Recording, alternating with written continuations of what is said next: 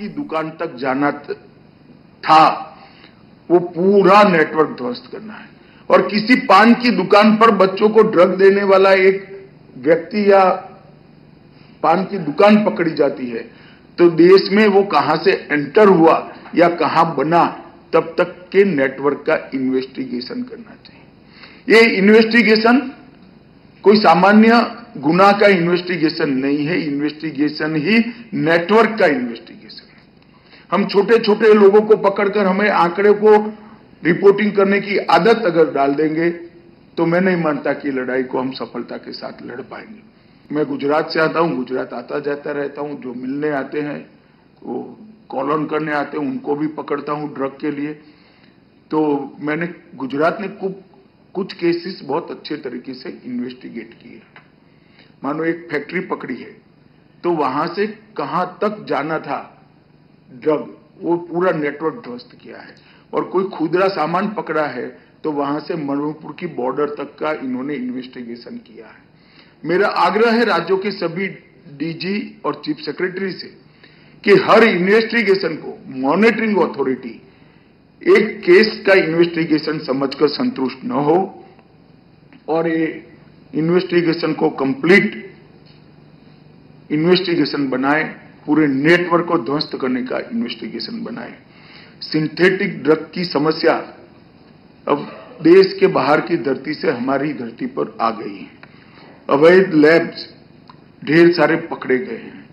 मैं चाहूंगा कि इन्वेस्टिगेशन और प्रतिरोध करने वाली सभी एजेंसियां एनसीबी से ये जो लैब पकड़े गए हैं इसकी डिटेल लें और अपने अपने राज्य में इस तरह की गतिविधियों को पकड़ने का काम करें।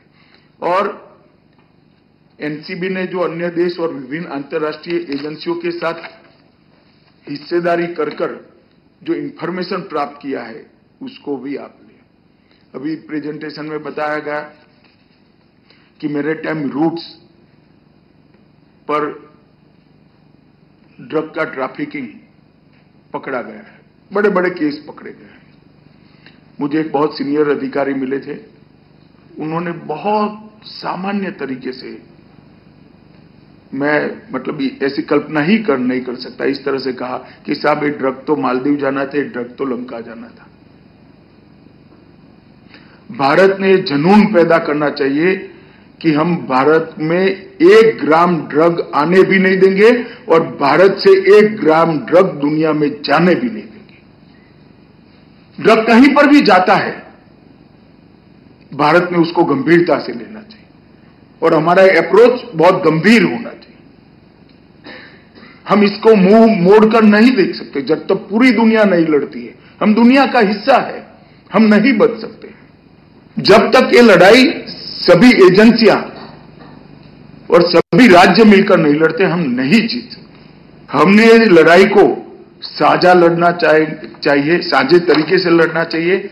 और हमारी दरियाई सीमा में तो कोई सवाल ही नहीं है, जीरो टॉलरेंस होना चाहिए।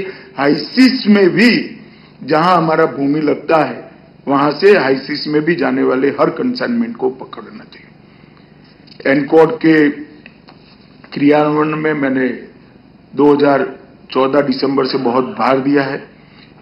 आंकड़े बड़े उत्साहजनक है और मेरा शुरू से आग्रह था कि डिस्ट्रिक्ट लेवल की मीटिंगों पर जब तक काम नहीं करेंगे ये लड़ाई हम सफलता से नहीं लड़ पाएंगे। शीर्ष स्तरीय एनकोड समिति, कार्यकारी स्तरीय एनकोड समिति, राज्य स्तरीय और जिला स्तरीय सभी के आंकड़े बहुत संतोषजनक है।